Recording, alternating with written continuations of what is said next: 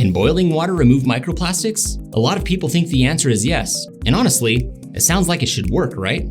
I mean, boiling water kills bacteria, so naturally people assume it also somehow cleans the water of everything else too.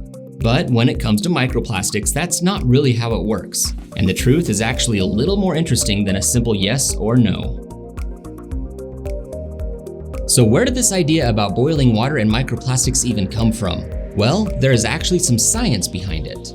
Researchers found that in hard water, meaning water with a lot of dissolved minerals like calcium and magnesium, boiling can cause some microplastic particles to bind to those minerals. As the minerals heat up and start forming scale, some of the plastic particles can clump together into larger formations.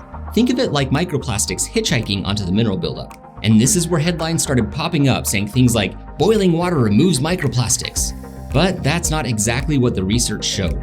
The boiling itself isn't really removing the particles. It's mostly changing how some of them behave in the water. And even then, those larger clumps still need to be filtered or physically separated afterwards. Otherwise, they're still in the water.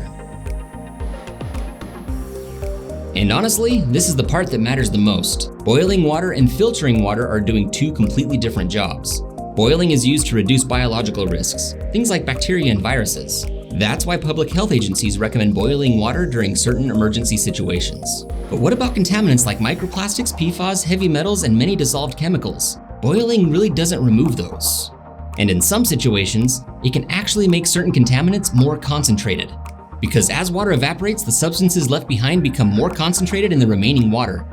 And here's another weird little irony. If you're repeatedly heating water in plastic containers or equipment, you may actually introduce more plastic particles into the water over time. So this isn't really as simple as, just boil it. Science might like a word with that plan. Another reason this topic gets confusing is because the water itself isn't the same everywhere. Your local water chemistry matters way more than people realize. Some areas have hard water with lots of dissolved minerals, while other areas have much softer water with fewer minerals present. So someone reading one headline might think boiling water is a universal solution, when in reality the outcome could look very different somewhere else. Which is why context matters when discussing water quality. So, if the goal is reducing microplastics in drinking water, filtration is generally the more practical approach, because filtration is designed to physically reduce contaminants from the water instead of just changing how they behave temporarily.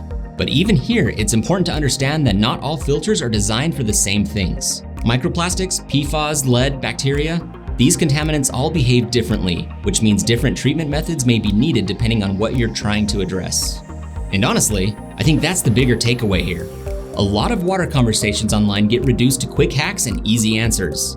But water quality doesn't care about shortcuts.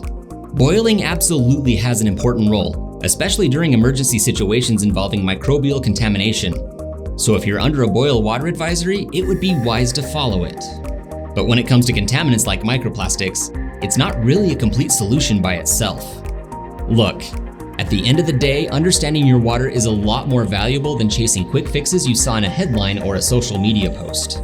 Because when you start looking into water quality, you realize there's a big difference between making water safer in an emergency and actually reducing long-term contaminant exposure.